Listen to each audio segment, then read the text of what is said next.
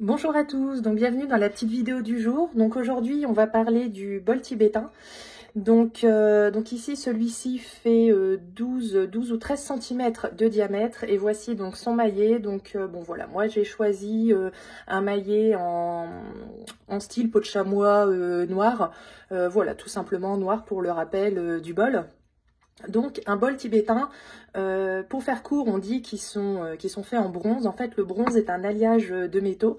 Donc ce bol tibétain, en fait, respecte la tradition, c'est-à-dire un alliage de 7 métaux, pardon. Donc il y a le cuivre, le plomb, le fer, l'étain, l'argent, le mercure et l'or. Donc en fait c'est un bol donc tibétain qui a été créé en Inde. Donc la région en fait vraiment au niveau de la fabrication des bols tibétains authentiques, c'est tout ce qui va être Tibet, Népal, Inde. Et ils utilisent donc pour celui-ci en fait la méthode frappée. On voit qu'il y a des petites irrégularités.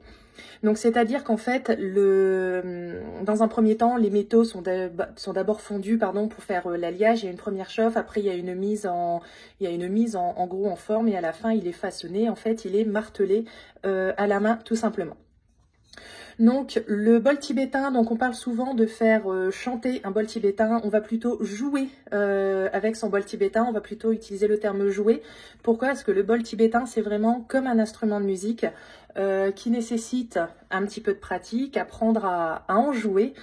Donc moi je l'ai reçu fin de semaine dernière, donc mes premiers essais en fait n'ont pas été concluants. Après voilà, c'est quelque chose, ça va pas être compliqué, ça va pas vous demander des heures et des heures de pratique comme un instrument entre guillemets de musique traditionnelle.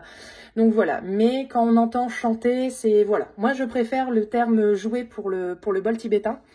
Donc en fait, c'est un petit peu comme le violon, c'est quelque chose qui frotte sur quelque chose. Le violon, c'est l'archet qui vient frotter au niveau des cordes. Donc ici, en fait, c'est le frottement entre le bol tibétain et le maillet, tout simplement.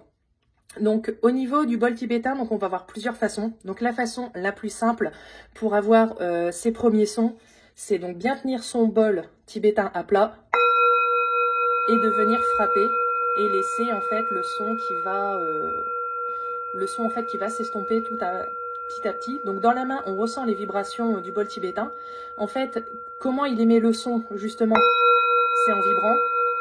Là ici, voilà, je ferme les doigts, je l'ai empêché au niveau de sa vibration, pardon. Donc le son s'est éteint tout de suite. Voilà. Après, il y en a, alors moi j'y arrive pas encore, qui vont débuter le son tout en frottant. Alors ben voilà, moi je le fais encore un petit peu à ma sauce. Je viens percuter une première fois.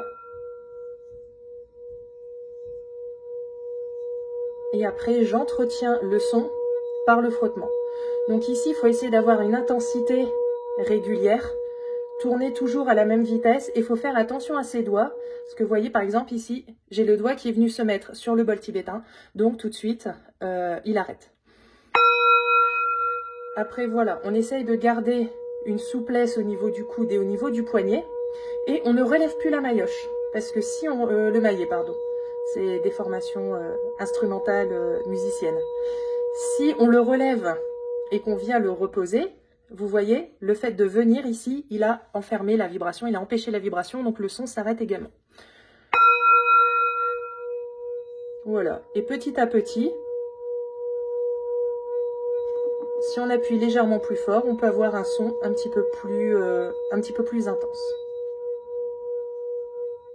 Donc voilà au niveau de comment faire sonner son bol tibétain. Donc c'est pas bien compliqué, hein. Moi je l'ai reçu fin de semaine dernière. Voilà, aujourd'hui on est mardi, 3-4 fois, voilà, petit à petit on arrive quand même à se faire plaisir.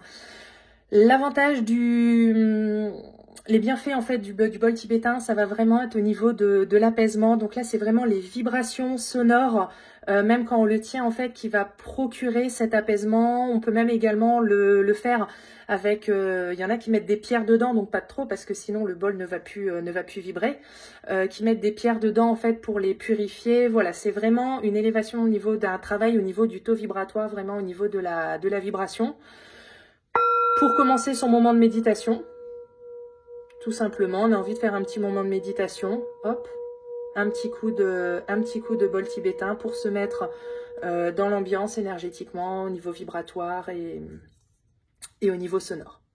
Donc voilà, c'était la petite vidéo au niveau du bol tibétain. Donc bon, actuellement j'ai celui-ci qui est disponible. Si vous voyez là cette vidéo quelques mois après sa publication, ça sera sûrement un autre. Et bien écoutez, je vous souhaite une très bonne journée et puis ben je vous dis à très bientôt pour la prochaine vidéo. Au revoir.